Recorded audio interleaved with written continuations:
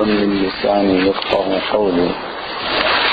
يا الله أنت الله لا شريك لك، اللهم لك الحمد كله ولك الثناء كله، اللهم لك الحمد ملء السماوات وملء الأرض وملء ما شئت من كل شيء بعد. أعوذ بالله من الشيطان الرجيم. بسم الله الرحمن الرحيم. إن الله وملائكته يصلون على النبي يا أيها الذين آمنوا صلوا عليه وسلموا تسليما. صدق الله مولانا العظيم. انسان جس چیز کی قدر جانتا ہے اس کو مانتا بھی ہے اور اس کو حاصل کرنے کی بھی کوشش کرتا ہے. اس وقت میں اگر اس گاؤں میں کوئی بیمار بوڑھا بالکل بسترے پر پڑ رہا ہو اور اسرائیل کے انتظار میں بیٹھا ہوا ہو، اس وقت میں اس کو جا کر کوئی کہے کہ فلاں جگہ منڈی لگی ہے، وہاں اگر تم 1 روپیہ لگاؤ گے تو 1 روپے کے بدلے میں تم کو اتنے لاکھ روپے ملیں گے. مجھے نہیں لگتا ہے کوئی ایسا بدقسمت بوڑھا ہوگا جو یہ اعلان سن کر بھی وہ چارپائی پر پڑا رہے. بے شک اس کو لگ رہا ہو کہ بس اب مجھے اسرائیلی کی انتظار ہے اور کسی کی نہیں. موت اس کے سر پر کھڑی ہو تب بھی دوڑے گا اٹھ کر کے کہ 1 روپے کے لاکھ روپے مل رہے ہیں. چونکہ اس کی قدر آدمی جانتا ہے. اور یہ جو ہم سے ہمارا رب کہہ رہا ہے لیلۃ القدر خیر من الف شہر، تم 1 رات عبادت کرو، یہ 1 رات 1000 مہینوں سے افضل ہے. 1000 مہینے اندازہ لگائیں، 1 مہینے کی 30 راتیں، پھر 1000 مہینے کی کتنے راتیں بنیں گی؟ 1 رات کی عبادت 1000 مہینوں کی عبادت سے زیادہ. مگر لوگ اس کی تلاش میں کیوں نہیں لگتے؟ اس لیے کہ اس کی قدر نہیں جانتے. میرے اور آپ کے آقا جناب محمد رسول اللہ صلی اللہ علیہ وسلم اس کی قدر جانتے تھے، آپ کے صحابہ قدر جانتے تھے. اس قدر کا کیا نتیجہ تھا کہ پورا رمضان تلاش کرتے تھے. ابتدا میں آپ صلی اللہ علیہ وسلم نے پورے رمضان کا اعتکاف فرمایا.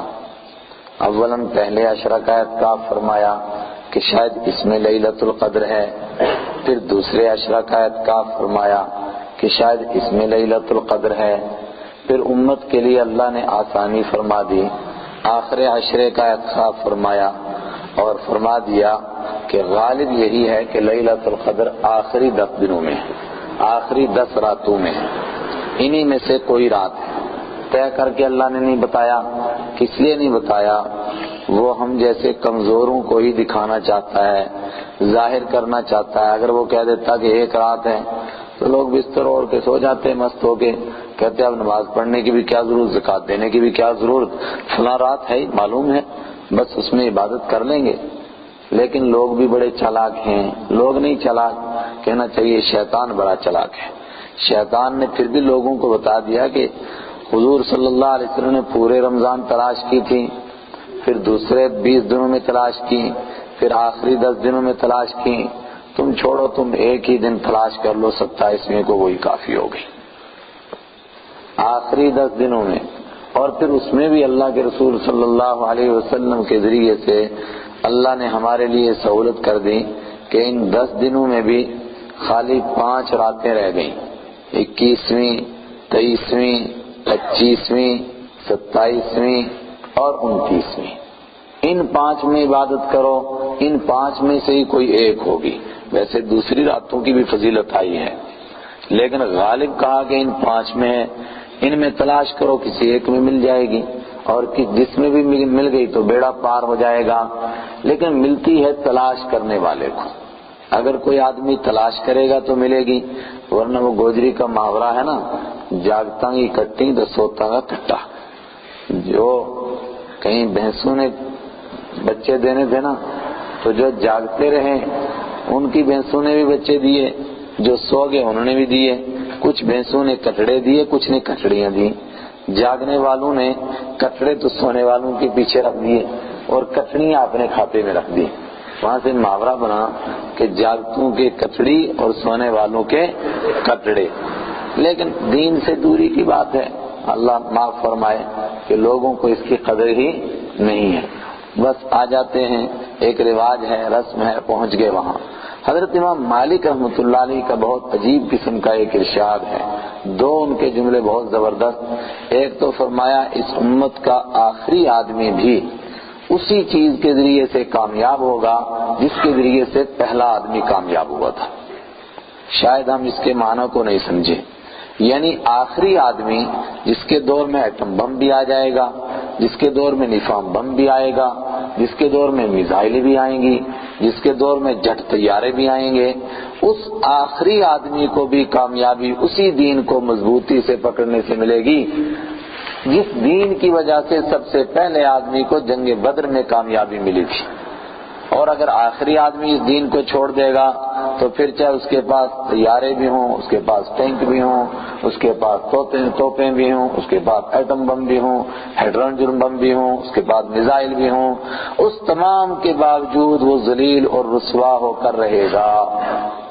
ایک تو یہ ارشاد ان کا. دوسرا یہ ارشاد کہ اللہ نے اس دین کو مکمل کر دیا ہے. جب بھی لوگ دین میں کوئی نئی بات نکالیں گے جس کو عبادت سمجھ کر کریں گے، اس ایک نئی بات کی وجہ سے یقینی طور پر ایک سنت رخصت ہو جائے گی.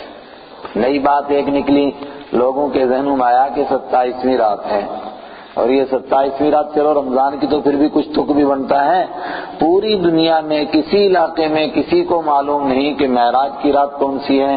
ہمارے جے&کے میں وہ بھی 27 رجب کی متعین ہے، اس کے لیے بھی کوئی تلاش اور پریشانی کی ضرورت نہیں ہے. ایسی بس لوگوں میں ایک بات ہوئی، مشہور چل پڑی تو 27ویں رات جو متعین ہوئی، نتیجہ کیا نکلا؟ کون سی سنت رخصت ہو گئی کہ جو آخری 10 دنوں میں تلاش کرنا تھا، اب لوگوں نے کہا 10 دن تو آرام سے سو جاؤ اور 27ویں کو جا کر کے جاگ لیں گے. اور جاگتے بھی کیسے ہیں؟ اللہ معاف کرے. یہاں جموں میں ایک مسجد ہے، ہمارے ایک ساتھی نے ایک مرتبہ وہاں تقریر کی کہ اس رات کی اتنی فضیلت ہے، رات کو جاگنے سے ایسا ثواب ملتا ہے، ایسا اللہ تعالیٰ درجے دیتا ہے. تو مفتی صاحب کو بیان فرما کر کے واپس تشریف لائے. وہاں کے نوجوانوں نے آپس میں مشورہ کیا کہ رات تو جاگنا ہے مگر جاگا نہیں جائے گا، کریں کیسے جاگ کر کے؟ پتہ ہے کیسے جاگے وہ؟ انہوں نے مشورہ کیا کہ مسجد کے صحن میں رات بھر کبڈی کھیلیں گے. کبڈی کھیل کر کے جاگے رات کو مسجد میں. ہم اس پر تو تعجب کر رہے ہیں، لیکن ہم سب کا یہی حال ہے. 8ویں پارے میں ہم نے جو پڑھا تھا نا، اللہ تعالیٰ نے غیر ایمان والوں کے لیے کہا الذین اتخذوا دینہم لہوا ولعبا، انہوں نے اپنے دین کو کھیل اور تماشا سمجھا ہوا تھا. ہمیں بھی ان کی ریس آ گئی، ہم بھی دین کو کھیل اور تماشا سمجھتے ہیں. تو 27ویں کو بھی جاگتے ہیں کس لیے؟ کوئی حلوے کھانے کے لیے، کوئی شور شغب میں شریک ہونے کے لیے، یوپی میں جلیبیاں کھانے کے لیے، مختلف بہانوں کے لیے. عبادت کے لیے جاگتے ہوں، تنہائی میں بیٹھ کر عبادت کی نیت سے جاگیں. ایسے اللہ کرے شاید کوئی مل جائیں، لیکن کم ہی. اللہ تعالیٰ ہمیں دین کی قدر نصیب فرمائے. اور یہ 10 دن کتنے ہیں؟ 10 دن سال کے 360 دنوں میں سے 350 دن تو گزار دیا آرام سے. خالی 10 دنوں کی بات ہے، لیکن اس سے پتہ چلتا ہے ہمارے دین کا معیار کہ ہمیں دین کی کتنی قدر ہے. اور 10 بھی نہیں، ان میں بھی 5 کر دیے کم، چلو راتیں رکھو تو اب 355 دن تو آرام کے ملے. صرف 5 راتوں کے لیے کہ وہ بھی رات ہی، دن بھی نہیں. اب اس میں سے بھی 5 کو بھی تو 2.5 نکال دو، کیونکہ دن نکل گئے تو خالی راتیں رہ گئی. تو 2.5 راتیں کہا کہ جاگو، لیکن ہم اس میں بھی جاگنے کے لیے تیار نہیں ہوئے اور بس بھاگم بھاگ پتہ نہیں کیا، اللہ ہی جانتا ہے. آج آپ حضرات نے سورہ 22ویں پارے کی تلاوت سنی، جس میں سورہ سبا مکمل سنی، سورہ فاطر مکمل سنی اور سورہ احزاب کا باقی حصہ سنا. سورہ فاطر کے اندر بھی اللہ تبارک و تعالی نے آخرت کے حالات بیان کیے، جنت اور جہنم کا منظر دکھایا ایمان والوں کو اور قرآن پاک پڑھنے والوں کو، اور اس کی تیاری کی دعوت دی. اور سورہ سبا کا مضمون بھی تقریباً ملتا جلتا ہے، دونوں میں آخرت کی منظر کشی کی گئی.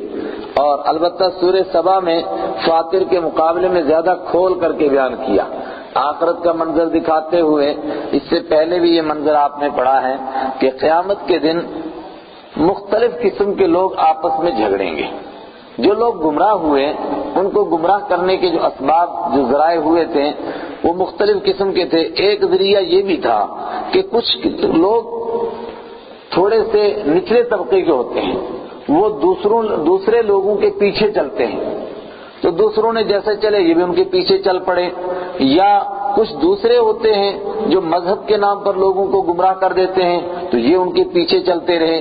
یہ جو پیچھے چلنے والے ہیں ان لوگوں کے لیے سورہ احزاب میں تو ذرا سا اشارہ آیا، اور اس کے بعد سورہ سبا میں ان کو کھول کر کے بیان کیا گیا کہ یہ اللہ سے کہیں گے کہ انہی کم بختوں نے ہم کو گمراہ کیا.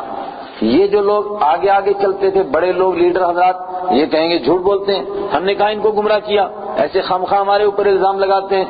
پھر یہ کہیں گے بل مکر اللیل والنہار، رات دن جو تم مکاریاں کرتے تھے، مختلف بہانوں سے ہمیں بیوقوف بناتے تھے، اسی سے ہم گمراہ ہوئے. سورہ احزاب کے اندر ان کی بڑی عجیب بات بیان فرمائی. قالوا ربنا انا اطعنا سادتنا وکبراءنا. یہ لوگ کہیں گے جو پیچھے چلتے تھے، جو بڑوں کو دیکھ کر کے گمراہ ہوئے تھے. یوم تقلب وجوہہم فی النار، جب ان کے چہروں کو اللہ تعالیٰ پلٹ پلٹ کر آگ کے اوپر رکھے گا وہ کہیں گے قالوا ربنا انا اطعنا سادتنا وکبراءنا. اے اللہ ہم بات مانتے رہے، تیری بھی نہیں مانی، تیرے نبی کی بات بھی مانی، تیری کتاب کو بھی نہیں مانی. مانا کس کو ہم نے؟ سادتنا وکبراءنا. سادتنا اپنے بڑوں کی لیڈروں کی بات مانی. بالکل لیڈر اس کا ٹھیک ترجمہ ہے سادتنا، سیادت اسی سے نکل. سادتنا ہم نے اپنے لیڈروں کی بات مانی، وکبراءنا اور کچھ کو بڑا سمجھ کر کے ان کی بات مانتے رہے. فَأَضَلُّونَ السَّبِيلَ، انہوں نے ہمیں راستے سے گمراہ کر دیا. ربنا آتِهِمْ ضِعْفًا مِنَ الْعَذَابِ، اے اللہ اب ان کو ڈبل عذاب دے. اور یہ بات 8ویں پارے میں گزر گئی. اللہ تعالیٰ کیا جواب فرمائے گا؟ لِكُلٍّ ضِعْفٌ وَلَكِنْ لَا تَعْلَمُونَ. سب کو ڈبل ملے گا. تمہیں اتنی کیوں پریشانی ہے؟ تمہیں بھی ڈبل ملے گا، ان کو بھی ملے گا. تمہیں ڈبل کس بات کا؟ میری نہیں مانی، میرے نبی کی بات نہیں مانی، ان فراڈیوں کی بات مانتے رہے، تمہیں بھی ڈبل اور ان کو اس لیے ڈبل. ضلوا فاضلوا، یہ خود بھی گمراہ ہوئے اور انہوں نے دوسروں کو بھی گمراہ کیا، اس لیے ان کو ڈبل ملے گا. سورہ احزاب میں پروردگار نے کئی اہم مسائل بیان فرمائے جن کا ہماری زندگی سے تعلق ہے، اور اس میں خاص طور سے تو رسول پاک صلی اللہ علیہ وسلم کے آداب بیان کیے، آپ صلی اللہ علیہ وسلم کے حقوق بیان کیے، لیکن اسی کے ضمن میں سب سے پہلے ایک مسئلہ بیان کیا. کیا مسئلہ؟ اس دور میں لوگ جیسے آج کرتے ہیں، جس کسی کو بچہ نہیں ہوتا تھا یا ہوتا بھی تھا تو وہ کسی بچے کو گود لے لیتا تھا، لے پالک بناتا تھا، اس کو سمجھتا تھا پھر یہ میرا بیٹا ہے، بالکل میرا بیٹا. بس جیسے آج غیروں کے یہاں رواج ہے نا، کسی عورت کو کہہ دیا یہ میری بہن ہے، اور بہن اس کو وہ باندھ دیتی ہے دھاگا تو یہ میرا بھائی بن گیا. بعد میں چاہے یہ بہن بھائی کے ساتھ بھاگ جائے اور بھائی بہن کو لے کر بھاگ جائے، لیکن کہنے کے لیے کہتے نہیں جی یہ بہن بھائی بن گئے. اسی طریقے سے کسی کو اپنا بچہ بنا لیا، جس کو بچہ نہیں ملا یا ملا تب بھی تو کہا یہ میرا بیٹا ہے. اب لوگ کیا سمجھتے ہیں کہ بالکل بھائی بیٹا ہی ہے، بیٹا کا مطلب بیٹا. اب جائیداد میں بھی اس کو بھی حصہ ملے گا اور اس کی بیوی سے اس کو پردہ کرنے کی بھی ضرورت نہیں. خیر پردہ تو ہمارے یہاں آیا ہی نہیں ہے، وہ تو کسی سے بھی نہیں ضرورت سمجھتے ہم، لیکن بطور خاص میں یہ تو بیٹا ہے، اس سے تو پردے کی ضرورت ہی نہیں ہے. اور اگر اس کو اللہ نے بیٹیاں دی ہوئی ہیں تو سمجھتا ہے کہ بیٹیوں کو بھی اس سے پردہ کرنے کی ضرورت نہیں، اس لیے کہ یہ بیٹا ہے. اللہ تعالیٰ نے فرمایا جس طرح کسی آدمی کے سینے کے اندر 2 دل نہیں ہو سکتے ہیں، اسی طریقے سے کسی آدمی کے 2 باپ نہیں ہو سکتے ہیں. ایک باپ وہ جس کے نطفے سے یہ پیدا ہوا، ایک بیچ میں فراڈی آ ٹپکا، وہ کہتا ہے یہ میرا بیٹا ہے. فرمایا یہ اس کا بیٹا نہیں ہوا. ادعوہم لآبائہم هو اقسط عند اللہ، جس کا جو بیٹا ہو اس کے باپ کے نام اس کے ساتھ اس کو پکارو. اور رسول پاک صلی اللہ علیہ وسلم نے فرمایا جو آدمی جان بوجھ کر اپنے باپ کے بجائے اپنے آپ کو کسی اور کا کہے فقد کفر بما جاء به محمد صلی اللہ علیہ وسلم، اس نے اس دین کا انکار کیا جس کو میں لے کر آیا. بڑا اہم مسئلہ ہے. اور اسی سے وہ خاندان تبدیل کرنے کا مسئلہ بھی آ گیا کہ جہاں دیکھے جیسا ماحول دیکھا، کہیں دیکھا کہ فلاں خاندان کا نام بڑا روشن ہے تو ویسے ہی بن گئے. آگے پہنچے اور کسی خاندان کا نام بڑا دیکھا تو اسی میں گھس گیا، ویسے ہی بن گیا. اپنے باپ کو چھوڑا دوسروں کو اپنے ساتھ منسوب کرتا ہے کہ فلاں میرا باپ، فلاں میرا باپ. ادعوہم لآبائہم هو اقسط عند اللہ، لیکن اس کے بیچ میں یہاں ایک مسئلہ پیش آ گیا. کیا مسئلہ پیش آیا؟ رحمت عالم صلی اللہ علیہ وسلم نے بھی ایک شخص کو، خوش قسمت انسان کو، وہ غلام تھے، ان کو آزاد کیا اور آزاد کر کے ان کو اپنا بیٹا بنا لیا. اور ان کو اس بیٹا بننے پر اتنا فخر حاصل تھا، ایسی محبت اور ایسی لگن تھی کہ بعد میں ان کے والدین بھی آئے، ان کے چچا بھی آئے، رشتہ دار بھی آئے، مگر یہ اپنے باپ کے پاس جانے کے لیے تیار نہیں ہوئے. انہوں نے کہا مجھے باپ سے بہتر باپ مل گیا، ماں سے بہتر ماں مل گئی، اب میں اس در کو چھوڑ نہیں سکتا. یہ حضرت زید رضی اللہ تعالیٰ عنہ ہیں. حضور صلی اللہ علیہ وسلم نے ان کو بیٹا بنا لیا. ان کے ذریعے سے رسول پاک صلی اللہ علیہ وسلم نے جہالت کا ایک بہت بڑا قلعہ گرایا. کیسے؟ عربوں میں خاص طور سے جو قریشی خاندان تھا، اور قریشی خاندان میں بھی ہاشمی خاندان، تو جس طرح ہمارے یہاں خاندانوں کی اونچ نیچ ہے نا، اسی طریقے سے ان کے ہاں تو اصل تھی. حالانکہ اسی کو رسول اللہ صلی اللہ علیہ وسلم نے فرمایا تھا، ان تمام جہالت کی باتوں کو میں نے اپنے پاؤں کے نیچے مسل دیا ہے. اور فرمایا اب اگر کوئی کہتا ہے کہ فلاں خاندان اونچا اور فلاں نیچا، وہ گویا جہالت کا نہرا لگاتا ہے. اور اگر اسی نام پر مرتا ہے کسی خاندان کی لڑائی کے اوپر کہ بھئی میرے خاندان ایسا، میرے خاندان کو یہ حقوق ملنے چاہیے، ہمارے محلے کو یہ ملنا چاہیے، فمات میتۃ الجاہلیہ، فرمایا وہ پھر جہالت کی موت، کفر کی موت مر گیا. تو جو قریش کے لوگ تھے وہ سب سے اونچا اپنے آپ کو سمجھتے تھے، اور ان میں بنی ہاشم وہ تو سب سے زیادہ کتنا اونچا سمجھتے تھے آپ اندازہ لگائیں. مر کر بھی غریبوں کے قبرستان میں دفن ہونے کو توہین سمجھتے تھے. چلو وہ تو مر گئے نا، مرتے وقت میں غریب کے ہاتھ مر کر لڑ کر کے مرنے کو بھی توہین سمجھتے تھے. ابو جہل کے لیے نہیں سنا، جب مر رہا تھا اللہ تعالیٰ نے اس کو 2 بچوں کے ذریعے سے مروایا.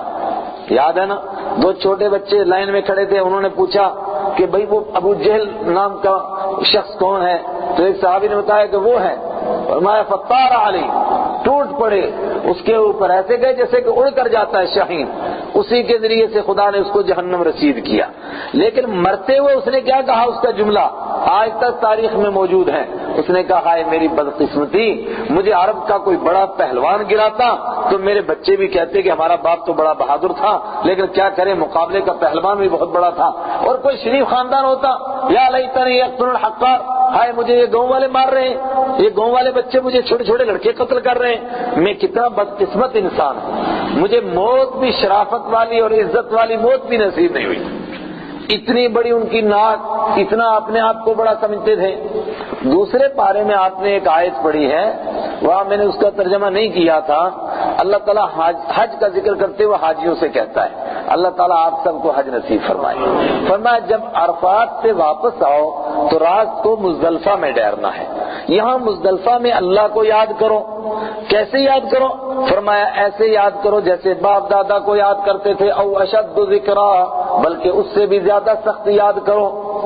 یہ عجیب سی بات لگتی ہے نا کہ عرفات سے واپس آؤ اور مزدلفہ میں آ کر اللہ کو یاد کرو. کیسے یاد کرو؟ سوڑے بھائی، جیسے باپ دادا کو یاد کرتے تھے. باپ دادا کو اور اللہ کے یاد کرنے کا کیا جوڑ ہے؟ ہوتا کیا تھا، دور جہالت میں عرفات میں تو حج کرتے تھے نا، واپس آ کر مزدلفہ میں ان کے مشاعرے ہوتے تھے، اور پھر ایک کہتا تھا میرا باپ ایسا، دوسرا کہتا میرا باپ ویسا، تیسرا میرا باپ ڈبل پیسہ. بس وہ باپ دادا کی تعریف ہوتی تھی. اولئک آبائی فجئنی بمثلہم، یہ ہے ہمارے باپ دادا، اللہ کو ان کا مقابلہ کرنے والا. فرمایا وہ جہالت کی باتیں ختم ہو گئی، اب اللہ کو یاد کرو جیسے باپ دادوں کو یاد کرتے تھے.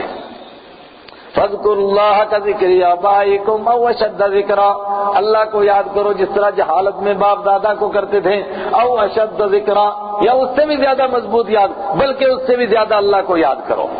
اتنے باپ دادا کے نام پر وہ فخر کے اوپر مرتے تھے. تو پھر کسی غلام کو رشتہ دے دیں کوئی سوچ سکتا تھا؟ ہائے ہائے، وہ تو غیر قریشی کو رشتہ دینے پر غیرت کی وجہ سے مر جاتے تھے، تو غلام ان کی بیٹی سے نکاح کرے، آزاد کیا ہوا غلام، یہ تو وہ سوچ نہیں سکتے تھے. لیکن رسول پاک صلی اللہ علیہ وسلم نے قریشی ہی نہیں، ہاشمی خاندان کی اور اپنی پھوپھی زاد بہن کے ساتھ حضرت زید کا نکاح کرا دیا. یہ معمولی مسئلہ تھا؟ لوگوں کو حیرت ہوئی اس کے اوپر کہ اس سے تو عربوں کی ناک ہی کٹ گئی کہ غلام کے ساتھ ہاشمی بیٹی کا نکاح کرا دیا. فرمایا ہاں اسی لیے کرایا تاکہ یہ کفر مٹے اور لوگوں کو پتہ چلے کہ آبا سب کے سب لوگ ایک ہی باپ کی ایک ہی ماں کی اولاد ہیں، اور اولاد ہونے میں سارے کے سارے انسان برابر ہیں، بھائی بہن ہیں، کوئی اونچا اور نیچا نہیں ہے. اور اللہ کے نبی صلی اللہ علیہ وسلم نے فرمایا تھا، فرمایا جہالت رخصت ہو گئی لیکن قیامت تک دو جہالتیں لوٹ کر آئیں گی. دو جہالتیں لوٹ کر آئیں گی ملت میں. ایک مردے کے اوپر چیخنا اور چلانا، یہ نہیں چھوڑیں گے، پھر روئیں گے. کچھ عرصے کے بعد جیسے نا اعلان ہوا، کچھ لوگ بیٹھے، کچھ دن بعد تھوڑے سے سخت ہوئے پھر کھسک گئے. ایسے ہی فرمایا تھوڑی سی توجہ دلائیں گے تو رونا چھوڑیں گے، اور پھر مولوی سست ہو گئے پھر چیخنا اور چلانا شروع کریں گے، ہائے ہائے. ایک تو فرمایا یہ نہیں چھوڑیں گے. حالانکہ حضور نے کیا فرمایا؟ من ضرب الخدود وشق الجیوب فلیس منا. جو کسی کے مرنے پر ایسے بال نوچے، اپنے چہرے پر مارے، اپنا گریبان پھاڑے، ونادى بنداء الجاہلیہ، اور جہالت کی طرح ہائے ہائے کرے، فلیس منا، اس کا ہمارے دین سے کوئی تعلق نہیں ہے. کتنی سخت بات ہے. ایک تو یہ نہیں چھوڑیں گے. ایک فرمایا خاندان کی اونچ نیچ کا تانا دینا لوگ نہیں چھوڑیں گے. یہ جہالت لوٹ کر آئے گی. رسول اللہ صلی اللہ علیہ وسلم نے اس کو مٹایا. لیکن اللہ کی عجیب شان، اللہ کے اپنے فیصلے ہوتے ہیں. یہ فیصلہ بھی اللہ کو پسند آیا اور یہ اللہ کے حکم کے مطابق ہوا. لیکن اللہ کی منشا عجیب ہے کہ آپس میں دونوں کی نبھی نہیں، آپس میں دونوں کی بنی نہیں، اور بات طلاق تک آ گئی. لمبا مسئلہ ہوا، آخر میں طلاق ہوگی، دونوں کی آپس میں بنی نہیں. کیوں نہیں بنی؟ کسی کی نہیں بنتی. آپ کہیں گے اس لیے نہیں بنی کہ وہ غلام تھے، اس لیے نہیں بنی کہ یہ ہاشمی تھی. اگر وہ بات ہوتی پھر نکاح ہی نہ کرتے. نکاح تو ہو گیا لیکن آپس میں نبھی نہیں. جب طلاق ہو گئی تو حضرت زینب جو حضور صلی اللہ علیہ وسلم کی پھوپھیزاد بہن تھیں، ان کو سخت صدمہ ہوا، زخم لگا ان کے بھائیوں کو، ان کے والد کو کہ ہماری بیٹی کو طلاق ہو گئی. اس کا مداوع کیسے ہو، کیسے ان کے مرہم لگایا جائے؟ رسول پاک صلی اللہ علیہ وسلم جو زیادہ نکاح کیے نا، ہر نکاح کے پیچھے کوئی مصلحت تھی. ایک خاتون نے ایمان قبول کیا، ایک آدمی کے ساتھ نکاح ہوا ان کا، اس کو بھی ایمان نصیب ہوا. دونوں نے حبشہ کی ہجرت کی، وہاں جا کر کے شوہر مرتد ہو گیا اور بدقسمتی سے مرتد ہو کر شراب پیتے پیتے ہی مر گیا. بیوی پر کیا گزری ہوگی؟ گھر والے مکہ میں ہیں، وہ تو خون کے پیاسے کہ یہاں سے وہ بھاگ چکی ہے، اب وہ کیسے زندگی بسر کرے؟ اس کے زخموں کے اوپر کس کا مرہم لگے؟ رسول پاک صلی اللہ علیہ وسلم نے ان کو نکاح کا پیغام بھیجا، بس یہی اس کا مداوع ہو سکتا تھا. حضرت زینب کے لیے رسول پاک صلی اللہ علیہ وسلم کے ذہن میں بھی یہ بات تھی کہ میں ان سے نکاح کر لوں تاکہ ان کو جو زخم لگا ہے وہ زخم بھر جائے اور یہ بات بھول جائیں. لیکن ڈرتے تھے ایک بات سے. کس بات سے؟ کہ عرب کے لوگ جس بچے کو اپنا بیٹا بنا لیتے تھے، لے پالک بناتے تھے، اس کو پھر بیٹا سمجھ لیتے تھے. تو بیٹے کی بیوی تو بہو ہو گئی نا، تو بہو سے نکاح تو جائز نہیں ہے. لوگ کہیں گے دیکھو جی انہوں نے تو بہو سے نکاح کر لیا. اللہ نے اس صورت کے اندر دوسرا یہ حکم نازل فرمایا جس کو آپ نے لے پالک بنایا وہ آپ کا حقیقت میں بیٹا بھی نہیں ہے اور اس کی بیوی آپ کی بہو بھی نہیں ہے، لہذا آپ اس سے نکاح کر لیجئے.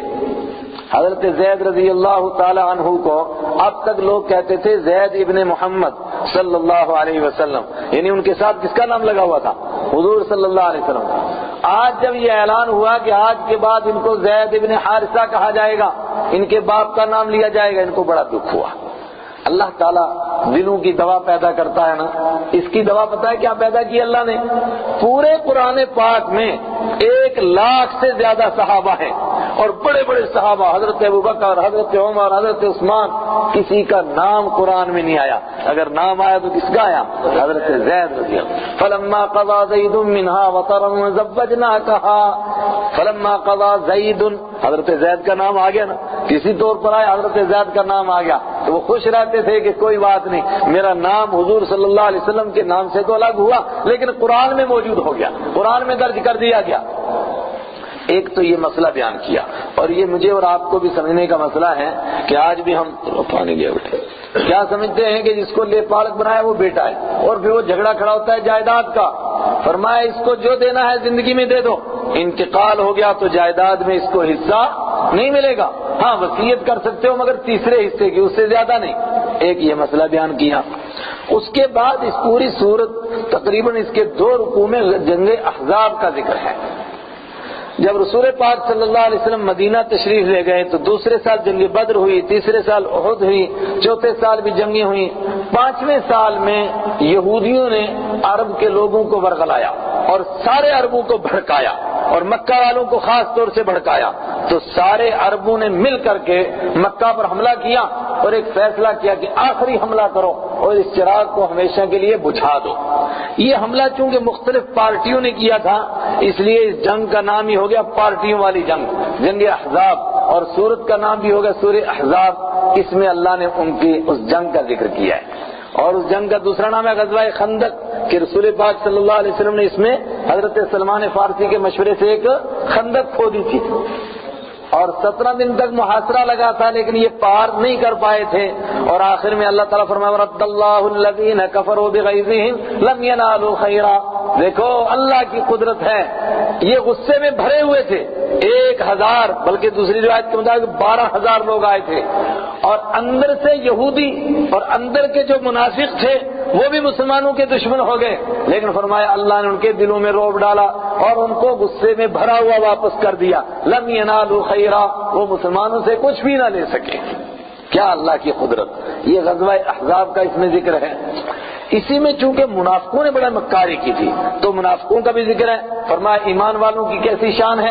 منافق جب دیکھا چاروں طرف سے لوگ پل پڑے ہیں تو انہوں نے کہا ما فادنا اللہ ورسولہ الا غرورا، ارے اللہ نے بڑے وعدے کیے تھے میں مدد کروں گا مدد کروں گا، حضور بھی کہتے تھے اللہ کی مدد آئے گی مدد آئے گی، لوگ تو ہمارے سر پر آ گئے، مدینہ کے اندر گھس گئے، ابھی تک مدد نہیں آئی، اس کا مطلب یہ سارے وعدے شادے جھوٹے تھے۔ نعوذ باللہ، یہ کس نے کہا؟ منافقوں نے۔ اور صحابہ نے کیا کہا؟ لما رأى المؤمنون الاحزاب قالوا هذا ما وعدنا الله ورسوله، جب ایمان والوں نے دیکھا فرمایا یہ ہے وہ منظر جس کا اللہ اور اس کے رسول نے ہم سے وعدہ کیا تھا، وصدق اللہ ورسولہ، اللہ نے بھی سچ فرمایا اور اس کے رسول نے بھی سچ فرمایا، بالکل اس کا وعدہ تھا۔ پھر اللہ نے فرمایا من المؤمنین رجال صدقوا ما عاهدوا الله علیہ، بس ایمان والوں میں سے کچھ مرد ہیں جنہوں نے جو وعدہ کیا تھا اس کو پورا کر دکھایا۔ غزوہ احزاب کا ذکر کیا، اور جو اندر سے ایک یہودی قبیلہ تھا، 3 قبیلے تھے، 2 اب تک کھسک گئے تھے، ایک نے اندر ابھی تک موجود تھا، انہوں نے اندر سے حملہ کرنے کا پلان بنایا، کر نہیں رہے تھے وہ، لیکن باہر والے یہودی نے ان کو آ کر کے بھڑکایا، وہ بھی پل پڑے مسلمانوں کے اوپر، اس کا نام تھا بنو قریظہ، اس کا بھی اللہ نے ذکر کیا۔ اس غزوہ احزاب کے فوراً بعد ان کے ساتھ جنگ ہوئی، حضور صلی اللہ علیہ وسلم واپس مدینہ تشریف لے گئے، آپ اپنے لباس مبارک کو اتار رہے تھے، جبرائیل امین آ گئے، انہوں نے آ کر کے عرض کیا کہ آپ لباس اتار رہے ہیں، ابھی فرشتوں نے نہیں اتارا، اللہ حکم دے رہا ہے کہ فوراً حملہ کرو بنو قریظہ کے اوپر۔ بنو قریظہ پر حملہ کیا گیا، 30 دن ان کا محاصرہ رہا، آخر یہ نیچے اترے، ایک معاہدے کے تحت ان کے جوان لوگ قتل کیے گئے اور باقی لوگوں کو غلام بنایا گیا اور کچھ لوگوں کو رہا کر دیا گیا۔ ان کا قصہ بھی پاک ہوا، اس کا بھی اس میں ذکر ہے۔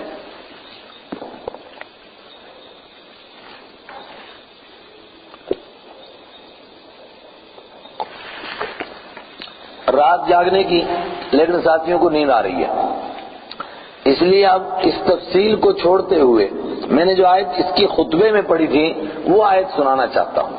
اس آیت میں اللہ نے رسول پاک صلی اللہ علیہ وسلم کے آداب بیان کیے، آپ صلی اللہ علیہ وسلم کی ازواج مطہرات کا مسئلہ بیان کیا، فرمایا کہ جب ان سے کوئی چیز مانگو تو پردے کے پیچھے سے مانگو۔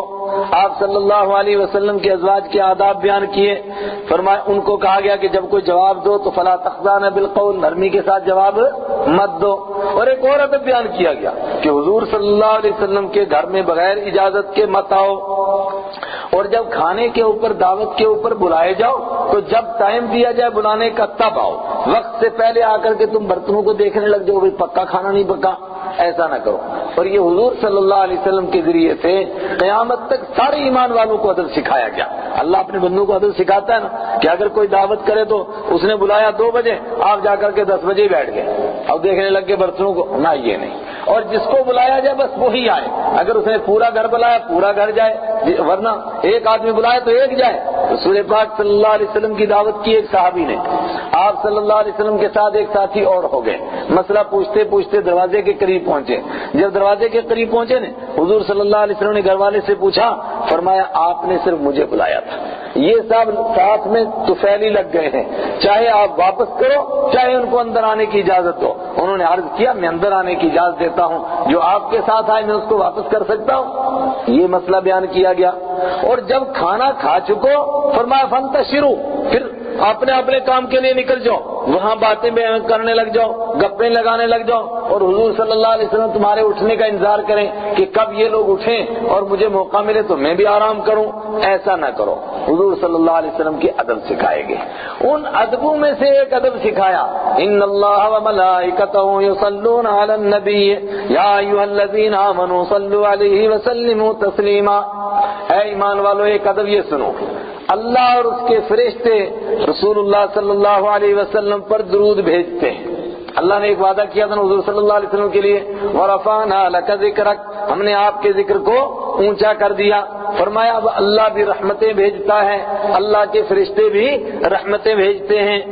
یصلون علی النبی یا ایھا الذین آمنوا صلوا علیہ وسلموا تسلیما۔ اے ایمان والو تم بھی درود بھیجو، تم بھی سلام بھیجو، تاکہ اوپر سے بھی درود آئے اور نیچے سے زمین سے اوپر بھی درود جائے، بس فرش سے لے کر عرش تک بس درود ہی درود کی محفل میں رہے، اور قیامت تک لوگوں کو احساس ہو کہ اب کا حشر جو فردہ ہے وہ آپ کا ہے۔ درود ہی درود، رحمتیں بھیجتے جو، رحمتیں بھیجتے جو۔ اور رسول اللہ صلی اللہ علیہ وسلم نے فرمایا جس کے سامنے میرا نام آئے اور وہ مجھ پر درود نہ بھیجے، فرمایا وہ بدترین قسم کا بخیل ہے۔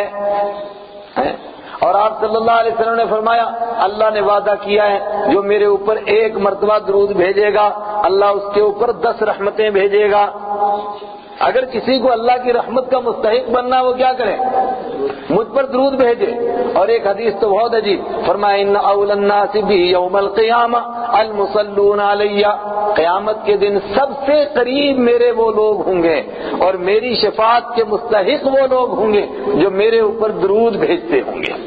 لیکن یہاں آپ کو ایک بات بتانی ہے جس کے لیے میں نے یہ تمہید سنائی آپ کو، اگر آپ جاگے تو تب سناؤ، جاگ رہے ہیں غور سے سنیں۔ دیکھیے کوئی کام بھی عبادت بننے کے لیے 2 شرطیں اللہ نے لگا دی۔ پہلی شرط یہ ہے کہ اللہ کے لیے ہو، اگر اللہ کے لیے نہیں ہوا تو کوئی حج کرے، زکوٰۃ دے، روزہ رکھے، نمازیں پڑھے، وہ عبادت میں شمار نہیں ہوتا ہے۔ کوئی آدمی مسلمانوں کی جاسوسی کرنے کے لیے نماز کا سبق سیکھ لے اور ہمارے ساتھ آ کر کے نماز پڑھے، پہلی صف میں کھڑا ہو اور بڑے اخلاص اور عاجزی کے ساتھ ہم کو نظر آئے، یہ نماز ہو جائے گی؟ کس لیے پڑھ رہا ہو؟ ہمیں بیوقوف بنانے کے لیے۔ جب تک اللہ کے لیے نہ ہو تب تک نماز نہیں ہوتی۔ یہ ہے لا الہ الا اللہ۔ اس کے بعد ایک اور ہے نا، وہ کیا ہے؟ محمد الرسول اللہ صلی اللہ علیہ وسلم۔ فرمایا دوسری شرط یہ ہے کوئی بھی کام عبادت تب بنے گا جب میرے حبیب کے طریقے کے مطابق ہوگا، میرے حبیب کے بتائے ہوئے طریقے کے مطابق ہوگا۔ اگر اس سے ذرا سا بھی ہٹ جائے گا تو وہ عبادت شمار نہیں ہوگا۔ اب مثال سے بات سمجھو، اللہ کے رسول صلی اللہ علیہ وسلم نے روزہ رکھنے کا حکم دیا، اللہ نے حکم دیا، حضور صلی اللہ علیہ وسلم نے روزہ رکھنے کا طریقہ بتایا۔ اگر کوئی اس طریقے کے مطابق نہ رکھے تو روزہ ہو جائے گا؟ کوئی آدمی کہے جنہ گڑ پاؤ اتنا میٹھا، یار آج سحری بھی نہیں کھائیں گے، افطار بھی نہیں کریں گے، 48 گھنٹے کا روزہ رکھیں گے یا 72 گھنٹے کا روزہ رکھیں گے، بھائی زیادہ بھوکا رہا زیادہ ثواب ملنا چاہیے کہ نہیں ملنا چاہیے؟ ملنا چاہیے نا۔ ظاہری طور پر اصول تو یہ ذہن تو یہی کہتا ہے نا، دیکھو غیر یہاں سے جاتے ہیں نا وہ پوتر جل، یہاں سے لے کر وہاں تک بھوکے، وہاں سے لے یہاں تک واپس بھوکے آتے ہیں۔ کوئی آدمی کہے بھائی روزے کا ثواب کیوں ملتا بھوکا رہنے سے، اب زیادہ بھوکا رہیں گے، 72 گھنٹے کا روزہ رکھیں گے، بولو روزہ ہو جائے گا؟ بات سمجھنے کی، روزہ ہوگا نہیں ہوگا؟ دیکھو ہم نماز پڑھتے ہیں، نماز کب نماز شمار ہوگی؟ جب اللہ کے رسول صلی اللہ علیہ وسلم کے طریقے کے مطابق ہو۔ اگر حضور کے طریقے کے مطابق نہیں ہوگی تو نماز نہیں ہوگی۔ کوئی آدمی بجائے سبحانک اللہ کے سیدھے سورہ فاتحہ پڑھے، سبحانک اللہ کو ڈاپ کر دے، بولو نماز صحیح ہوئی؟ صحیح نہیں ہوئی۔ اور کوئی آدمی کہے کہ ساری صورتیں اللہ نے نازل کی، کیا مولویوں کا یہ رپڑا ہے جی پہلی رکعت میں پہلے سورہ فاتحہ پڑھو پھر کوئی سورت پڑھو، میں پہلے ہی آج پڑھوں گا سورہ بقرہ، پتہ چلے گا کسی کو، بولو ہو جائے گی نماز؟ نہیں ہوگی۔ پتہ چلا کہ طریقہ نبی کا ہوگا تب نماز ہوگی، طریقہ نبی کا ہوگا تو عبادت ہوگی، اگر اس طریقے سے ذرا سا بھی ہٹ گیا تو عبادت نہیں ہوگی۔ کوئی آدمی کہے کھڑا ہوا، اب آیا نماز پڑھنے کے لیے، وہ کہتا ہے یار عجیب بات ہے، پہلے سے قرآن شروع کر دیں، پہلے اللہ کے نبی پر تھوڑا سا درود بھیجیں گے، ذرا جھوم کر پڑھیں گے درود، اس کے بعد قرآن پڑھیں گے، بولو نماز ہو جائے گی؟ نہیں ہوگی۔ ارے 2 رکعت 4 رکعت والی نماز ہے، فرض نماز، ظہر کی نماز، عشاء کی نماز، سوئے تو نہیں ہے نا؟ 2 رکعت میں کہا التحیات پڑھو عبدہ و رسولہ، اور کیا کرو؟ کھڑے ہو جاؤ تیسری رکعت کے لیے، تیسری رکعت کے لیے کھڑے ہو جاؤ۔ ایک آدمی کہتا ہے نہیں یار کیا بات کرتے ہو، کم سے کم درود تو پڑھ کر ہی اٹھو، یہ کوئی طریقہ ہے؟ بس اب دعا رسول تک تیار پڑی کھڑے ہو جائے، درود پڑھ کر اٹھیں گے، بولو درود پڑھا نماز ہو جائے گی؟ نہیں ہوگی۔ کیا کرنا پڑے گا؟ اب سجدہ سہو کرنا پڑے گا، اور اگر سجدہ سہو نہیں کرے گا تو پھر کیا کرنا پڑے گا؟ نماز دوبارہ پڑھنی پڑے گی۔ یہ بڑا اہم نقطہ ہے، عبادت تب عبادت بنتی ہے جب اللہ کے رسول صلی اللہ علیہ وسلم کے طریقے کے مطابق ہو۔ دیکھو رکوع کر رہے ہیں، اللہ کے لیے کر رہے ہیں نا، کوئی آدمی کہتا ہے میں رکوع میں آج دل چاہتا ہے کہ پوری سورہ بقرہ رکوع میں پڑھوں گا، بولو ہو جائے گی نماز؟ رکوع میں کیا پڑھنے کے لیے بیان کیا؟ تسبیح۔ ایک آدمی اٹھتا وہ کہتا ہے میں سجدے میں آج قرآن پڑھوں گا، یاد رہے گا کسی کو؟ ہو جائے گی؟ نہیں ہوگی۔ کیا پتہ لگا کہ وہ طریقہ پورا نبی کا ہوگا تب عبادت ہوگی، جب تک نبی کا طریقہ نہیں ہوگا تو عبادت نہیں ہوگی۔ کوئی آدمی کہے امام صاحب آج اتنا مزہ آیا فجر کی نماز میں، آج 2 رکعت نہیں آج پوری 4 کر دو، بڑا لطف آیا آج، سبحان اللہ، ہو جائے گی نماز؟ 2 کے بجائے کوئی 4 کرے نماز ہوگی؟ نہیں ہوگی۔ وہ طریقہ ہونا چاہیے نبی کا، اس میں ذرا سا اگر آگے پیچھے ہو گیا تو نماز نہیں ہوگی۔ کوئی آدمی عرفات میں ہے حاجی، اس نے کہا یار حج کرنے کے لیے آیا ہوں، عرفات میں اتنی دیری ہوگی، چلتا ہوں اللہ کے گھر کا طواف کرتا ہوں، ہو جائے گا اس کا حج؟ جب تک نکلنے سے منع کیا اس سے پہلے اگر نکلے گا تو حج نہیں ہوگا۔ ویسے ہیں کچھ درویش ہمارے، میرا ایک جاننے والا بندہ بتا رہا تھا، 3 سال کی بات ہے، کہتے حج کے اوپر گئے ہم لوگ، عرفات سے مزدلفہ سے منی سے 3 روز واپس آئے، 3 روز تو کہتا ہے ایک بندہ ملا ہوں، کہنے لگا یار گھومتے رہے تم جا کر کے، تو میں نے پوچھا تو کہاں تھا؟ کہتا میں ادھر ہی رہا۔ کہا پھر؟ کہتا تم لوگ وہاں تھے، ہمیں تو کعبہ کھلا ملا، مست پورے مزے کے ساتھ طواف کیے، اتنے بوسے دیے میں نے حجر اسود کے کہ تمہیں کیا ملا وہاں جا کر کے؟ میں نے تو یہاں حجر اسود کے بوسے دیے، بولو حج ہوا اس کا؟ نہیں ہوا۔ کیوں نہیں ہوا؟ بولو نا کیوں نہیں ہوا؟ اللہ کے رسول صلی اللہ علیہ وسلم کے طریقے کے مطابق نہیں ہوا۔ اب سنو، اللہ کے رسول صلی اللہ علیہ وسلم پر درود پڑھنے کا حکم اللہ نے دیا، اور بخاری کی، مسلم کی، ترمذی کی تمام روایتوں میں ہے۔ صحابہ نے اس آیت کے نازل ہونے کے بعد عرض کیا رسول پاک صلی اللہ علیہ وسلم سے، اے اللہ کے رسول صلی اللہ علیہ وسلم، اللہ نے ہمیں 2 حکم دیے یہاں، صلو علیہ وسلموا تسلیما، ایک درود بھیجو اور دوسرا سلام بھیجو۔ سلام بھیجنے کا طریقہ تو آپ نے ہمیں بتا دیا، اور وہ کہاں بتایا؟ التحیات میں، السلام علیکہ ایھا النبی ورحمۃ اللہ وبرکاتہ، یہ تو آپ نے ہمیں بتا دیا، لیکن درود پڑھنے کا کیا طریقہ ہے؟ تو رسول اللہ صلی اللہ علیہ وسلم نے جواب دیا، کیا فرمایا؟ اللہ نے مجھے عرش پر بلایا معراج کی رات میں، اور اللہ نے ایک تحفہ دیا ایمان والوں کو، اور ظاہر سی بات ہے جب آپ کسی کو اپنے گھر میں بلائیں گے تو کون سا تحفہ دیں گے؟ جو سب سے اچھا ہوگا نا وہی تحفہ دیں گے نا۔ ایک کہنے والے نے تو کہا کہ اللہ نے جو بھی اپنے حبیب کو دیا اس کا مطلب اللہ کے کارخانے میں یہ آخری چیز تھی، اس سے بڑھ کر کے اور کوئی چیز نہیں تھی۔ اللہ نے اپنے نبی کو جو شکل دی، اس کا مطلب کائنات میں اس سے بڑھ کر کوئی شکل نہیں ہو سکتی۔ اگر کوئی دوسری شکل ہوتی تو پھر اللہ وہی شکل دیتا۔ اللہ نے جو سیرت آپ صلی اللہ علیہ وسلم کو دی، کائنات میں اس سے بڑھ کر کوئی سیرت نہیں ہو سکتی۔ اگر کوئی اور ہوتی تو پھر اللہ اپنے نبی کو وہی سیرت دیتا۔ پھر اللہ نے جو معراج میں تحفہ عطا فرمایا وہ کس کا تحفہ ہے؟ بولو، نماز کا تحفہ۔ اگر اس نماز کے تحفے کے علاوہ کوئی اور بڑا تحفہ ہوتا تو اللہ کون سا تحفہ دیتا؟ پھر وہی تحفہ دیتا نا۔ اور نماز کے اندر جو چیزیں اللہ نے دی، رکوع دیا، سجدہ دیا، سجدے کی تسبیح دی، رکوع کی تسبیح دی، اس کا مطلب یہ بھی آخری کوالٹی کی چیزیں ہیں۔ اگر اس سے کوئی بڑھ کر چیز ہوتی تو پھر اللہ وہی دیتا۔ اللہ نے معراج میں نماز عطا فرمائی، اور نماز میں جو درود عطا فرمایا اس درود کے مقابلے میں کوئی دوسرا درود ہو سکتا ہے؟ کیا ہو گیا لوگوں کو؟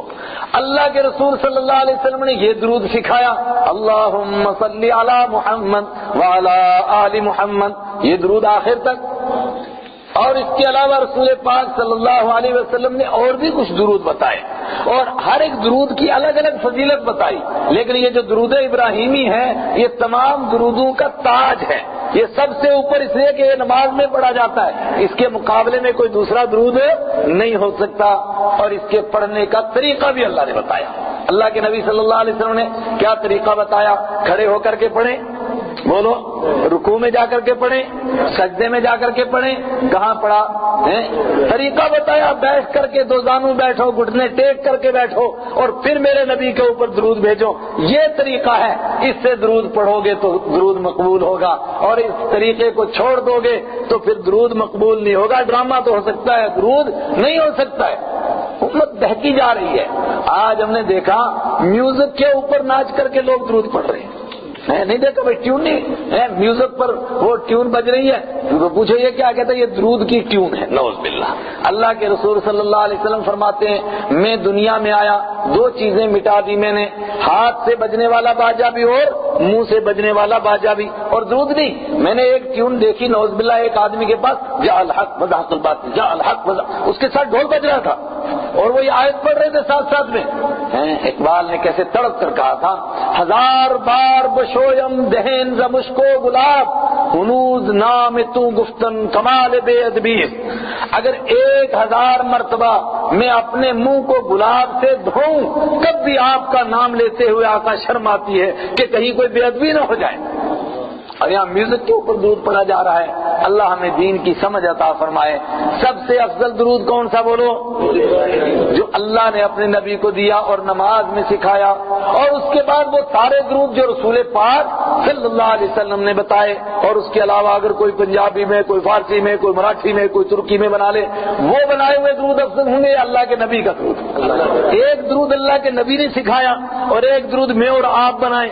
میرا اور آپ کا اللہ کے ہاں قبول ہوا یا نہیں ہوا اللہ ہی جانتا ہے۔ ہم نبی کے بتائے ہوئے درود کو چھوڑیں، اپنا پڑھیں، اور اپنا بھی پڑھیں کیسے؟ اپنے طریقے کے مطابق۔ اور اگر کوئی طریقہ کہتا ہے کہ یہ طریقہ بھی تو بڑا اچھا ہے، تو حضرت امام مالک رحمۃ اللہ علیہ کا قول دیکھو، 1400 سال پرانی بات ہے، انہوں نے فرمایا اگر کسی نئے طریقے کو کوئی کہتا ہے کہ یہ اچھا طریقہ ہے، اس کا مطلب وہ اپنے نبی کے اوپر الزام لگاتا ہے، اور نبی پر نہیں اللہ پر بھی الزام لگاتا ہے کہ ابھی تو ایک دین کا اور اچھا طریقہ تھا، آپ نے یہ کیوں نہیں بتایا؟ حالانکہ اللہ نے کیا دیا، الیوم اکملت لکم دینکم واتممت علیکم نعمتی ورضیت لکم الاسلام دینا۔